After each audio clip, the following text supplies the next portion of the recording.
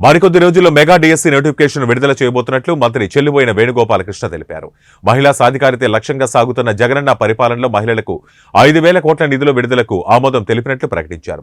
మరొక వైపు యూనివర్సిటీ ఉద్యోగులకు వయోపరిమితి పెంచుతూ సీఎం జగన్ నిర్ణయం తీసుకున్నట్లు తెలిపారు. ముఖ్యమంత్రి జగన్మోహన్ రెడ్డి అధ్యక్షతన జరిగినటువంటి మంత్రిమండలి సమావేశంలో పలు కీలక నిర్ణయాలపై చర్చించి ఆమోదించారని మంత్రి చెల్లుబోయిన తెలిపారు. వేధిస్తున్నటువంటి అంశంగా చూస్తే ఇవాళ ఈ రాష్ట్రంలో ఉన్నటువంటి డిఎస్సి జరగాలి అనేటువంటి కోరిక ఉంది చాలామందిలో.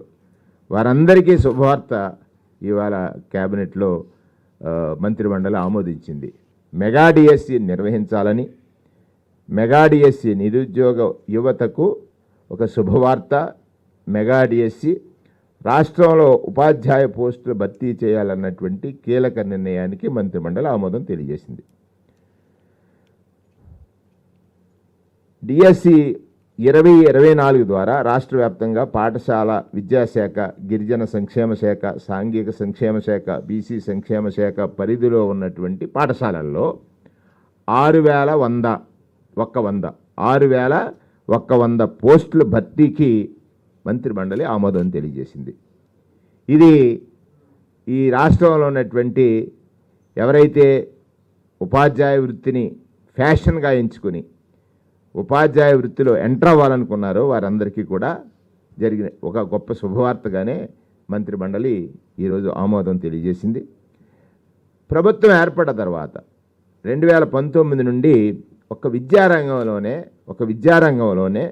14,219 పోస్టులు ఈ ప్రభుత్వం నియామకం చేసింది.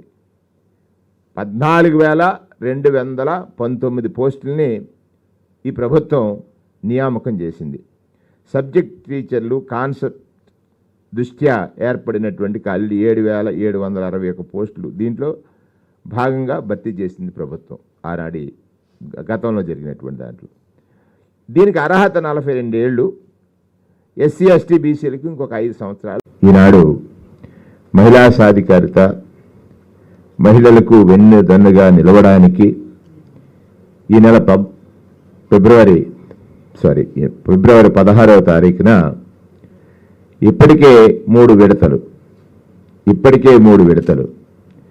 18,750 రూపాయలు 45 సంవత్సరాల నుండి పైబడి 45 సంవత్సరాలు పైబడి 60 సంవత్సరాల లోపు ఉన్నటువంటి మహిళలకి, ఆ వయసులో వారికి ఆర్థిక స్థితికి అండగా నిలవాలని 18,750 రూపాయలు 18,750 రూపాయలు 4 విడతలుగా అంటే 75,000 రూపాయలు అందించాలనేటువంటి లక్ష్యం వారు ఎంచుకున్నారు.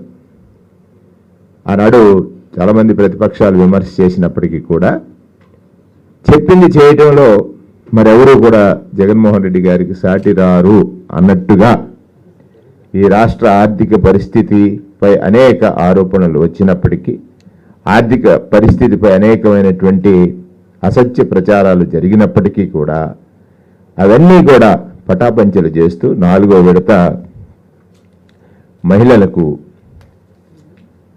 చేయూత కార్యక్రమాన్ని అందించేటువంటి కార్యక్రమం 16వ తారీఖు నుంచి 2 వారాల పాటు అంటే 16 నుంచి నెలాఖరు వరకు మహిళలకు అందించాలని 4వ